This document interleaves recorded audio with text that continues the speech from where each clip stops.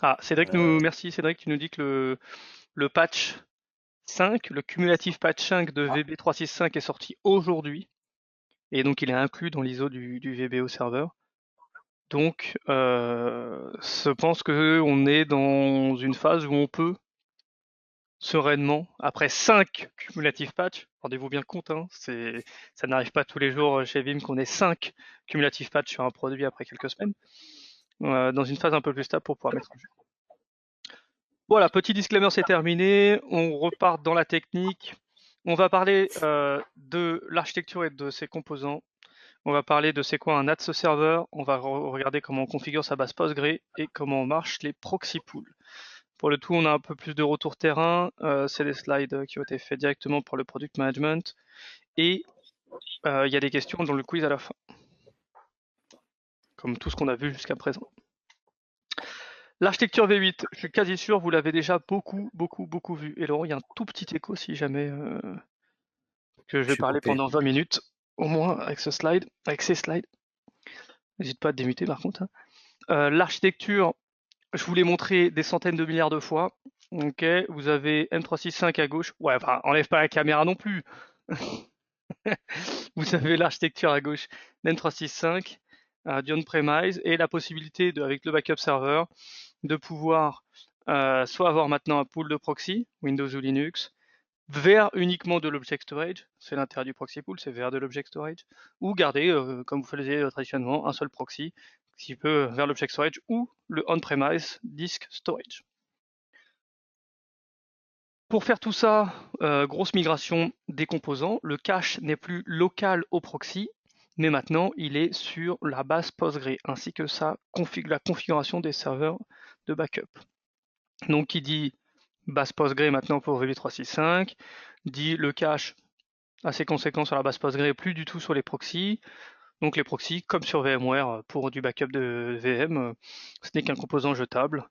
Tout le reste est maintenant centralisé sur de la base de données. Si jamais vous ne savez pas de quoi je parle, je pense que ça fait la troisième fois qu'on fait cette présentation.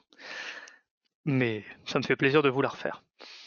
Et on a aussi un composant qui s'appelle le NAT server. C'est un composant qui est là pour envoyer les messages du backup server vers les différents proxys. Parce qu'il faut forcément un algorithme de gestion d'envoi de messages. Et vous avez ce composant qui s'appelle NAT server qu'il faut connaître puisqu'il va être installé soit sur le serveur de backup par défaut, soit dans des grosses architectures, il faudra peut-être imaginer le sortir. Qu'est-ce que c'est que le serveur NAT? Eh bien, c'est assez simple. C'est un serveur, c'est un, pas un projet, un protocole, c'est un applicatif qui permet d'envoyer de façon simple et sécurisée des données entre les différents composants. Nous, ça va nous servir entre le serveur VBO et les proxys, et c'est tout ce qui va permettre d'envoyer des messages d'orchestration. D'accord, c'est très utilisé dans la partie microservices et IoT. Donc, je vous épargne trop de détails, mais en gros, l'idée, c'est de pouvoir envoyer des millions de messages. Le NAT server, son taf, c'est de garder s'il faut de façon persistante les messages, de les envoyer, de les mettre en queue, de les process, et il a des capacités justement de clustering ce NAT server. Donc à terme, si jamais ce NAT server, vous le mettez sur enfin par défaut quand vous installez un serveur VB365, vous allez voir, vous avez en V8 un NAT server qui s'installe sur Windows. Vous avez aussi Postgre qui s'installe sur Windows. Et vous savez que Postgre et les NAT serveurs, ils préfèrent être installés sur du Linux. Voilà, pour information. Donc dans une architecture type et idéale, on finira tous sur Linux. Euh, donc l'avantage du NAT server, c'est qu'il peut être aussi haute dispo, on peut en mettre plusieurs, jusqu'à 3 pour avoir de la faute tolérance.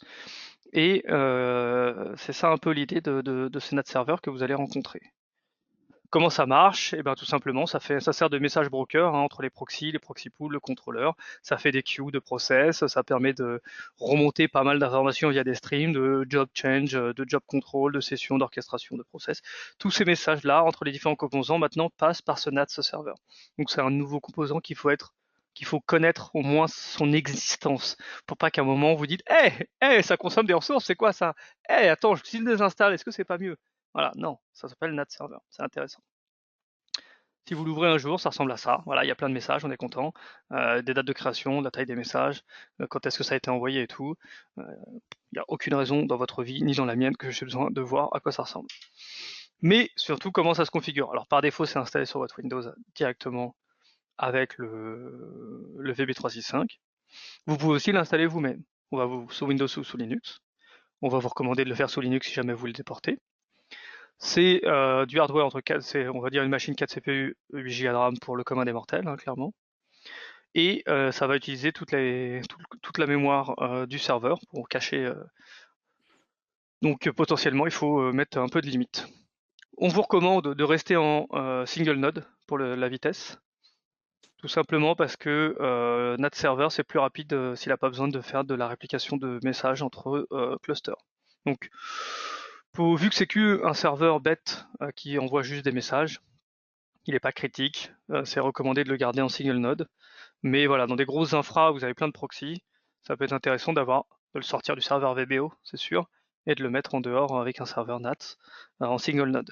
Si jamais vraiment vous pensez avoir besoin d'avoir une extrême haute disponibilité de vos services, vous pouvez le mettre en 3 nodes cluster, mais c'est plus lent parce que le temps qui s'envoie les messages entre les différents NAT serveurs, ça peut réduire les performances. Pas de questions là-dessus? Parce que moi j'aurai des questions là-dessus dans le quiz. Hein. Je ne vous demanderai pas la version du NAT, je vous rassure.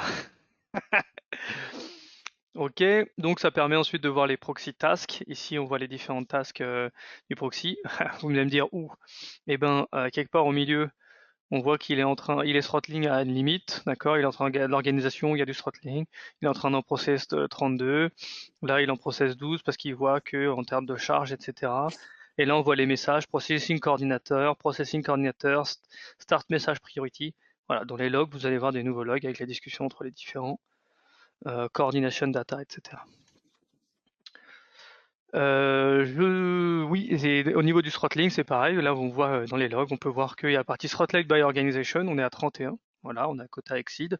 Donc potentiellement M365 nous renvoie des erreurs comme quoi c'est du throttling. Et au bout d'un moment, bah, il se rend compte, bon, je crois que c'est écrit dans la doc après, mais c'est toutes les 10 minutes, il va vérifier où on est le throttling. Et là, par exemple, il est passé de 31 à 32.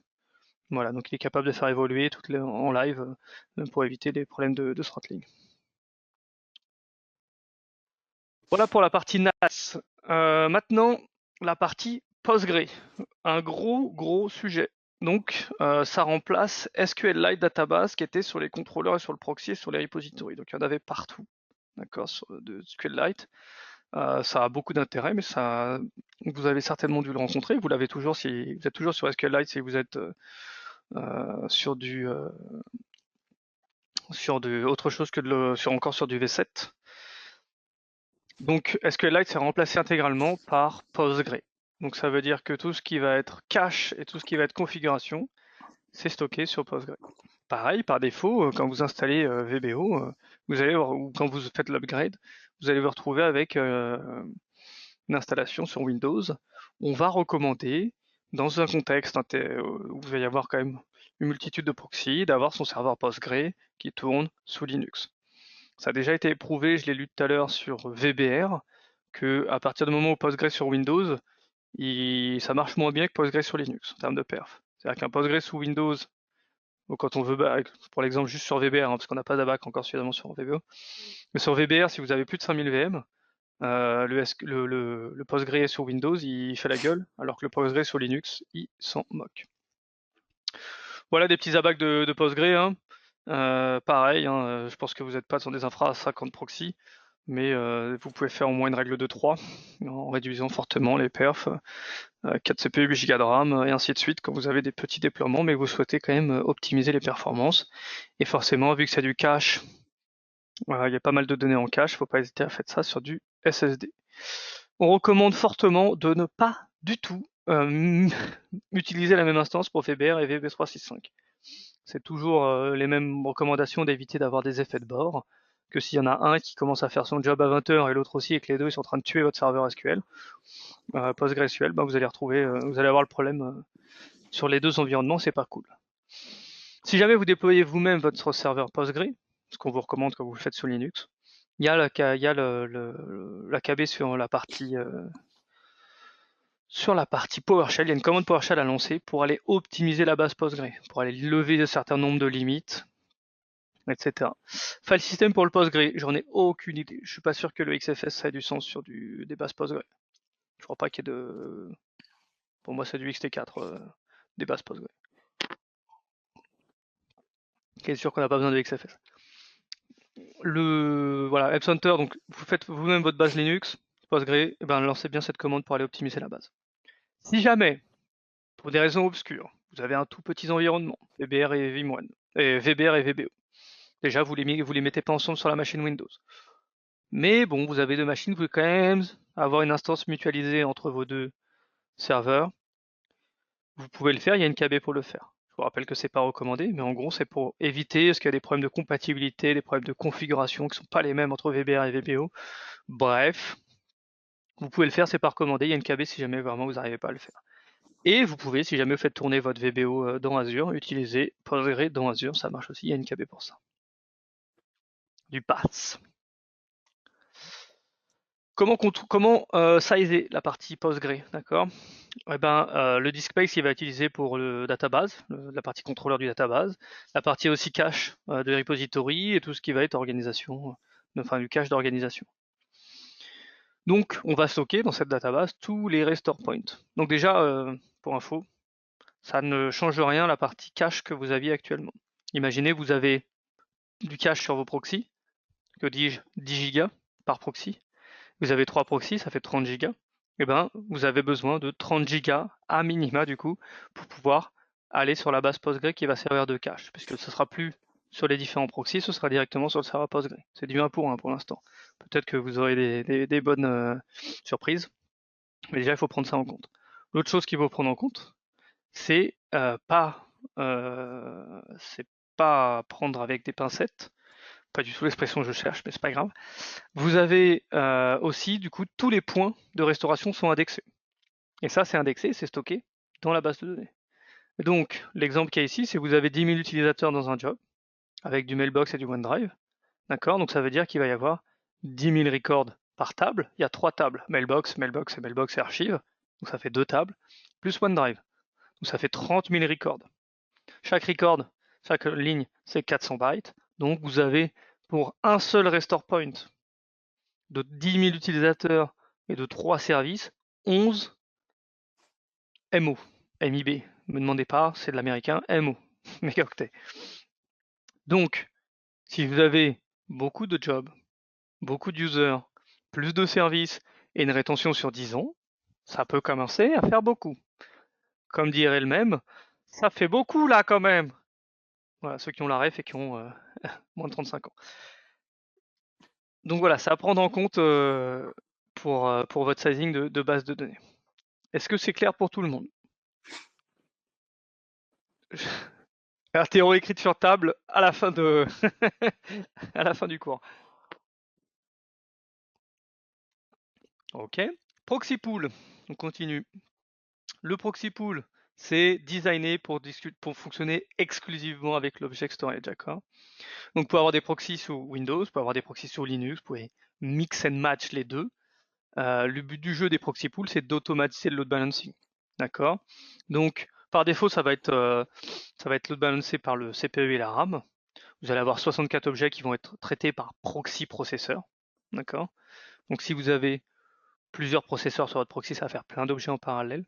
Et toutes les 10 minutes, il va check où est-ce que ça en est de CPU et de RAM. Et il va redispatcher les différents jobs un peu partout. Donc, comme vous ne posez pas la question aujourd'hui sur VBR, avec des proxys qui sont presque déjà en pool, j'ai envie de vous dire, ben là c'est pareil. L'idée c'est d'avoir la même chose, de ne pas avoir de soucis, de ne pas se poser de questions. Et donc, il va contrôler le nombre d'objets qui sont gérés par les processus, il va vérifier toutes les 10 minutes. Voilà, il y a throttling balance pour aussi éviter que ce soit le même proxy qui contrôle les données, qui puisse se faire throttler, et il va augmenter, on l'a vu dans la capture d'écran, il passe de 31 à 32. Donc voilà, le but du jeu, c'est qu'il y ait un load balancing et un throttling qui soit intégralement fait par VB365 et que vous ayez absolument rien à faire à ce sujet. Alors comment ça marche? Bah, le job il est distribué. Et il est distribué par quoi? Par le NAT serveur. Le NAT il envoie les ordres, d'accord? Et il y a des différentes priorités. Donc il va d'abord priorité maximum, c'est si jamais vous voulez faire des restores, et ben c'est elle qui va gagner forcément en termes de priorité.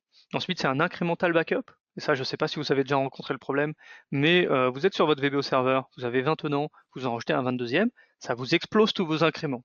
Là, l'incrément backup a la priorité dans les pools. Dans les pools, donc mettez-vous en pool pour avoir la priorité sur l'incrément backup, ne pas pénaliser vos clients actuels, et celui qui est en full backup, tranquille. De toute façon, c'est très bien que c'est lent, il prend son temps, ça finira demain. Voilà. Et si un jour vous arrivez sur une infra avec plus de 50 proxys, vous m'appelez. Et il faut savoir qu'il y en a un qui est réservé pour la partie orchestration des tasks. La partie rebalancing, d'accord, périodiquement, d'accord, les jobs et les objets dans les jobs, d'accord, sont redistribués. Donc c'est vraiment complètement haute dispo, c'est vraiment l'intérêt du truc. Et il va redistribuer périodiquement en fonction de la disponibilité. S'il y a un proxy qui est offline, ou il est en maintenance, ou il y a un nouveau qui est rajouté, là il va pouvoir redispatcher. Il va redispatcher aussi en fonction si jamais il y a un contrôle, si jamais il y a un restart de ton contrôleur. Et ça c'est intéressant. Si jamais vous décorrélez votre architecture complètement, VBO, c'est le contrôleur, le NAT server, les proxys et l'object storage, ça fait, et la base de données, ça fait quand même pas mal d'objets. Il faut savoir que le contrôleur, donc le serveur VBO, vous pouvez le redémarrer. Et ça c'est assez ouf, c'est un peu nouveau pour le coup. Vous pouvez redémarrer votre serveur VBO, puisque de toute façon, toutes les informations sont en queue du côté du NAT server, le cache dans la base Postgre, on n'a plus besoin du contrôleur. Alors, le contrôleur, il va redémarrer, parce que c'est quand même lui, c'est important de l'avoir, parce qu'à un moment, ça va plus marcher, mais il peut redémarrer, c'est pas un souci, il est pas mandatory, pour continuer à faire tourner les tâches, et ensuite il va se reconnecter, revérifier, et si jamais à un moment vous le restartez, eh ben il va revérifier et redistribuer correctement les tâches, si jamais c'était pas le cas avant. Et si jamais vous rajoutez un nouveau job qui se lance, etc., hop, il va réassigner les proxys. Bref, autonomie complète, sur le papier, c'est beau. Comment on design ça, le hardware? C'est un ratio de 4 et c'est pas le même ratio du coup que les proxys Vim, VBR pour ceux qui connaissent. Donc c'est un ratio de 1-4, donc un cœur, 4 Go de RAM. Donc un proxy, ça fait 8 cœurs, 32 Go de RAM, à peu près, quoi. Et il faut savoir qu'il va y avoir un nombre de threads, d'accord, par proxy. Donc vous avez un cœur, ça va faire entre 4 et 12 threads, et je sais que vous avez tous et déjà commencé à essayer de tweaker les threads. Vous allez sur le proxy, clic droit, ça va pas assez vite, je passe de 64 à 128, 128, 256, là. Ça va le faire tout seul. Il y a un minimum et un maximum, d'accord? Donc toutes les 5 minutes, il commence à 32, je crois, et ensuite toutes les 5 minutes, si jamais il voit que le CPU et la RAM sont pas en train de décéder, il rajoute 4 threads, il rajoute 4 threads, etc., etc. Enfin, un peu d'autonomie et d'automatisation dans ces foutus proxys. J'espère que ça vous rassure à tous sur la scalabilité future de VBO qui, comme je vous l'ai dit, de passage de V7 à V8 était très très très lourd du coup en termes d'architecture, parce qu'il y a tout ça qui a été modifié, toute l'architecture, tous les process, toutes les priorités, toute la scalabilité, tout a été refait.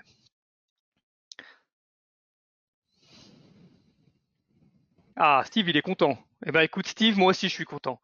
Voilà, on est tous les deux contents. Je sais pas où les 204 autres personnes, parce qu'on est toujours au-dessus de 200 personnes. J'espère que vous êtes contents aussi. Mais c'est surtout à la fin, voir si on peut pas avoir un feedback pour ceux qui sont passés en VBO V8, à savoir s'il y a eu une amélioration par rapport à la V7 en termes de backup, de fenêtre de backup et ce genre de choses. Mm. Si vous Donc passez juste en... après ça presse, ouais, Mm. vas-y. Non, mais c'est surtout si vous passez en V8 et en direct ou objet. Donc, il faut que vous soyez en pool et en objet. Si vous avez déjà fait toute la démarche d'être en V8, en pool et en objet, est-ce que vous voyez des améliorations fortes par rapport à ce que vous aviez en V7? On est toujours preneur de ces feedbacks, forcément. Supported OS. Donc, pour Linux Proxy, c'est que Ubuntu 20 et 22 et Red Hat de 8.6 à 9.2. D'accord? Souvenez-vous, les proxys Linux sous VBO, c'est Ubuntu et Red Hat, et Red Hat 8.6 à 9.2. D'accord? Vous vous en souvenez bien? Voilà, donc les prérequis, et ça c'est là où, pour ceux qui m'avaient vu en live une fois en train de galérer, parce que des fois je fais des lives sur YouTube où j'essaie de faire des labs et celui-là c'était le pire de l'histoire. Heureusement, il y avait des experts Linux beaucoup plus calés que moi qui étaient en train d'essayer de m'apprendre à faire des SSH et des routes. Il faut rajouter le nom NetBIOS du contrôleur dans le etc host pour qu'il soit capable de le résoudre, le proxy. Il faut disable l'upgrade du .NET et il faut absolument récupérer le package depuis le package .NET depuis le repo Microsoft. Je ferai un blog post un jour quand j'aurai réussi à trouver le temps de débugger tout ça parce que c'était pas non plus complètement trivial à faire. Voilà, si jamais vous le faites, n'hésitez pas. Est-ce qu'on a des retours bien contents sur la nouveauté Oui, d'Archie? Tu veux lire Laurent? globalement, les gens sont plutôt contents hein, sur la nouvelle archi. Julien qui nous dit qu'on démarre cette semaine les premiers jobs proxy pool direct en objet dans la partie V8 et il nous fera un retour une fois que les premiers gros clients seront migrés. Donc globalement là, bon, on n'a pas beaucoup de monde qui s'est prononcé, mais pour le peu de personnes qui s'est prononcé, c'est plutôt positif dans la partie VBO V8 et je j'aurais pas cru le contraire de toute façon. Yes, ben regardez, à l'époque de cette presse, on était en patch 3. Ah non, on était en 4. Et ben maintenant, depuis aujourd'hui, on est en 5. D'accord? Donc je mettrai à jour la presse ou pas au moment de sa sortie, au moment où je vous l'enverrai, parce que voilà, on est passé sur le build numéro 5. Maintenant, vous devriez pouvoir, avec ce cumulative patch, passer en 5 de façon tout à fait sereine. Ok. Alors, qu'en est-il de l'immuabilité? Possible depuis un job de backup? Oui, Landry.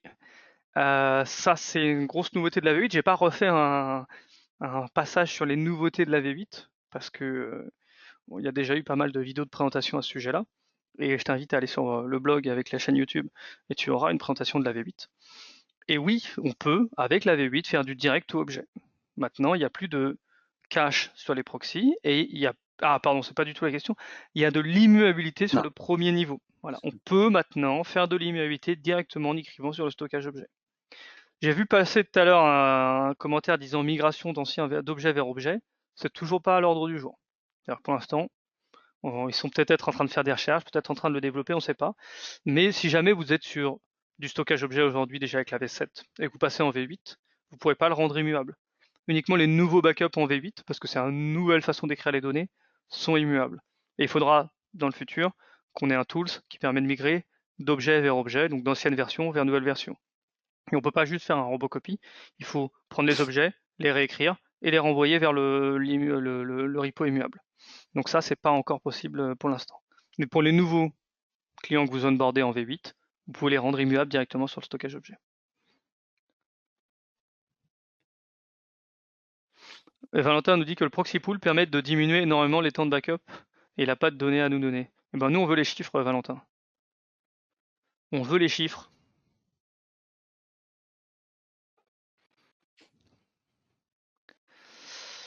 Ok, bon. Maintenant, comme je le disais en tout début de session, si jamais vous devez passer de la 7 à la 8, lisez la doc, par pitié. Allez pas, et c'est important, parce que c'est compliqué, c'est une grosse mise à jour. Il y a une partie upgrading, d'accord, dans la doc, qui vous dit tout ce qu'il faut faire. Attention, installation du serveur Postgre, installation du serveur NAT, voilà comment ça va se passer. Lisez les entrées-clés, les encadrer, les notes, les prérequis et tout.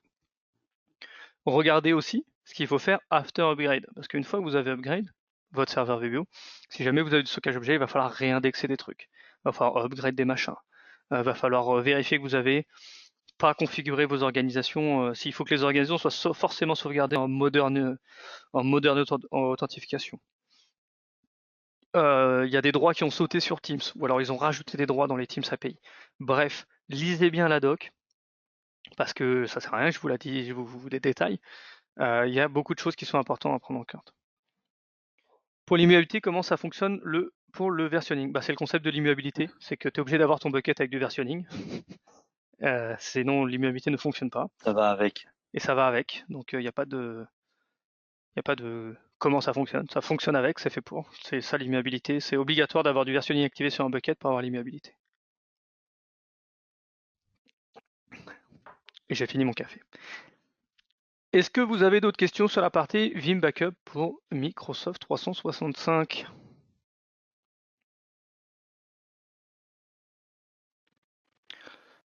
Eh ben écoutez, ah oui, bien vu Laurent, tu voulais...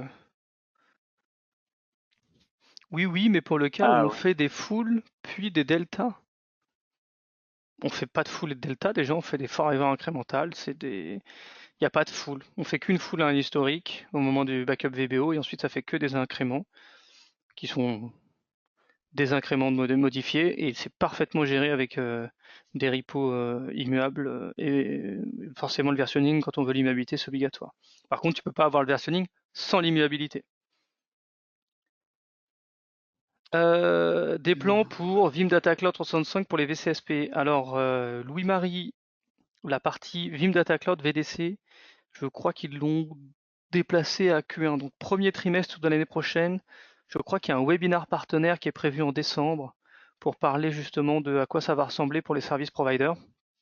On n'en sait pas vraiment plus que toi. Il y a un webinar partenaire en décembre et potentiellement une disponibilité en premier trimestre. D'accord. Vim Data Cloud, c'est pour ceux qui n'auraient pas de data center pour faire tourner VBO, qui souhaiteraient déléguer cette tâche à Vim et juste revendre le service, comme le feraient nos concurrents. Donc pour éviter que forcément ces service providers-là qui n'ont pas de data center, d'architecture ou de temps à consacrer à c'est pas leur cœur de métier, au lieu qu'ils aillent revendre une solution concurrente, autant qu'ils revendent celle de Vim. Voilà, donc de vérifier en décembre s'il y a des webinaires normalement prévus et ensuite disponibles du premier trimestre et on fera certainement de toute façon du bruit là-dessus. Alexandre qui nous demande self-service restore change-t-il de 7 à 8? Non, je crois que j'ai rien vu de nouveau sur le self-service restore. Vaut-il mieux Non, il n'y a avoir rien de nouveau. Ouais, vaut-il mieux avoir un proxy pool on-premise ou dans le cloud? Ça change rien du tout. Les proxys, plus ils sont proches, mieux ça fonctionne. Maintenant, si tu vois des problèmes de perf, pose-toi la question. Si t'as pas de problème de perf, il n'y a pas de raison que tu t'embêtes à les payer du compute dans le cloud public. Olivier qui nous demande support de Microsoft Loop. Non, jamais vu de la demande de support Microsoft Loop. Ou alors peut-être une fois ou deux, mais en tout cas c'est pas dans la roadmap. Je suis quasi sûr avoir lu un truc comme quoi il n'y a pas les API côté Microsoft pour le faire. Si tu connais les concurrents, Olivier, qui le font, je serais ravi de savoir leur nom pour pouvoir dire à Product Management que c'est possible. Mais dernière nouvelle, s'il n'y a pas les API Microsoft pour le faire, on va pas pouvoir le faire. C'est le premier truc. Donc voilà, si vous connaissez des concurrents qui le font, c'est que c'est faisable. Si c'est pas le cas, déjà, c'est qu'il y a un problème. Je sais que dans les prochaines versions, peut-être V9, etc., ils vont forcément racheter, maintenant qu'on a fait un redesign complet d'architecture, on va racheter de nouveaux produits. On va essayer de sauvegarder de nouvelles plateformes, de nouvelles choses, mais on n'a pas encore d'infos sur quels seront ces prochains produits. Est-on obligé d'upgrader VBO V7 vers VBO V8 ou est-il envisagé de préparer une nouvelle VBO V8 et de migrer les tenants par un? Non, on ne peut pas, Olivier, faire cette migration, installer un 8 à côté d'un 7 et migrer les tenants de l'un à l'autre. Parce que non, parce qu'il faut migrer tout le cache des proxys et tout, tu es obligé de réindexer. Non, non, il faut que ton set, tu le migres en 8, t'as pas le choix. Rien de nouveau non plus dans SSRP, j'ai aucune idée de ce que c'est.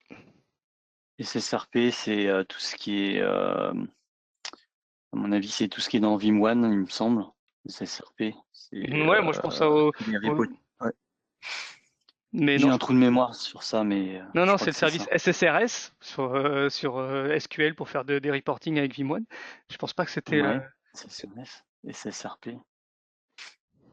Restore Portal en self-service. Ah ouais, mais le mec nous fait des Ah, acronymes. ok, d'accord. Ouais. Self-service Restore Portal. En vrai, ouais, non, si on aurait pu le deviner, le self-service Restore Portal, je vais pas te mentir. Mais trop d'acronymes au moment. Non, non, pas de nouveauté, du coup, on en a répondu juste au-dessus, il n'y a rien là-dessus. Euh, alors, avec des outils tiers pour le reporting monitoring autre que Vim1, tu as du reporting dans la Service Provider Console si tu veux. C'est pas le même niveau de reporting, c'est pas aussi en détail, mais si tu veux juste un reporting un peu light par organisation, la Service Provider Console, si tu la connectes à Vim1, elle te donne du monitoring et du reporting. Pour la restauration d'objets VBO, on a toujours besoin d'avoir l'user admin sur le tenant client. Oui, je suis quasi sûr qu'il faut pouvoir faire de l'impersonnification. Là, je t'invite à regarder la doc au niveau permission. Mais oui, il faut pouvoir. Je crois que tu peux aller dans le granulaire, hein, mais il y a toujours, c'est quand même des droits très élevés pour pouvoir faire de la personnification et pouvoir restaurer dans la boîte mail de l'utilisateur, quoi. Le end of life de la V7. Eh ben écoute, Vim Life Cycle, très bonne question. C'est Cycle pas de tout de vie. suite, hein. Je vais vous envoyer le lien si jamais vous l'avez pas. Moi je tape Vim Life Cycle. La 7, ouais, fin de support juin 2025. Tiens, Olivier, hop. Ah, bien joué, Valentin, qui a répondu juin 2025. Ah ouais, attends, on va le mettre dans le quiz. Non, je déconne.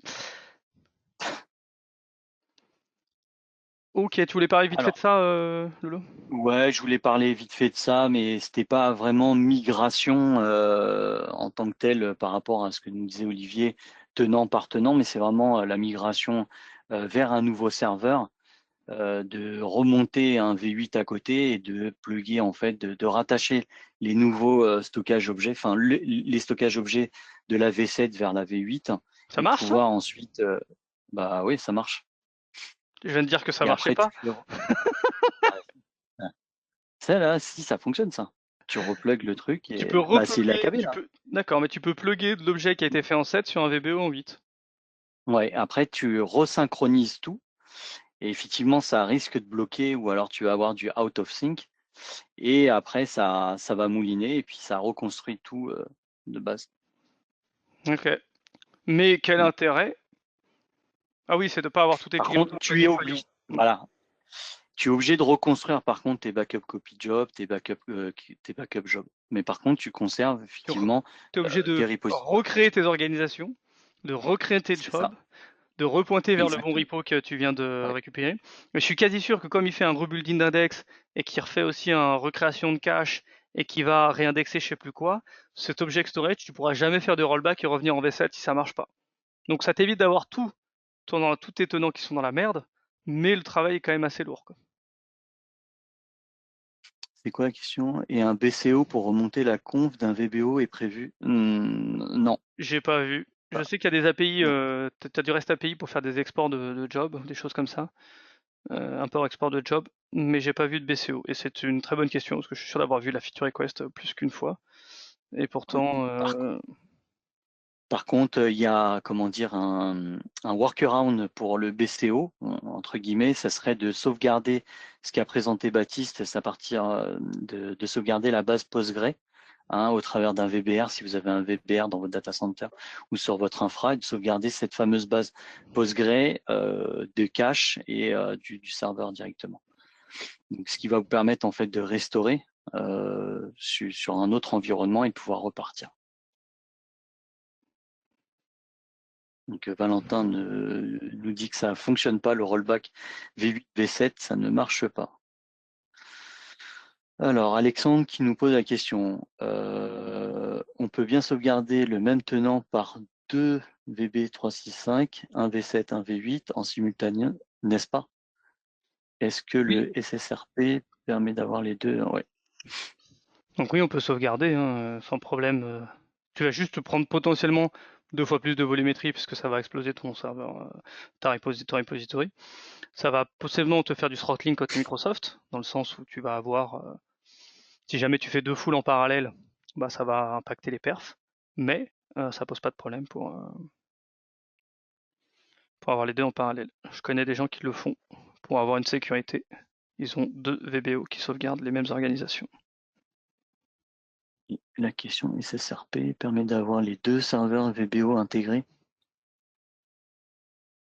Donc on est d'accord, le Self-Service Restore Portal permet d'avoir les deux serveurs intégrés. Bah non, Non, non. le Self-Service Restore Portal, c'est un pour un. Ouais, c'est du 1 pour 1. Quand tu configures ton self-service portal, tu le fais pointer vers ton serveur VBO. Point. Il n'y a pas de.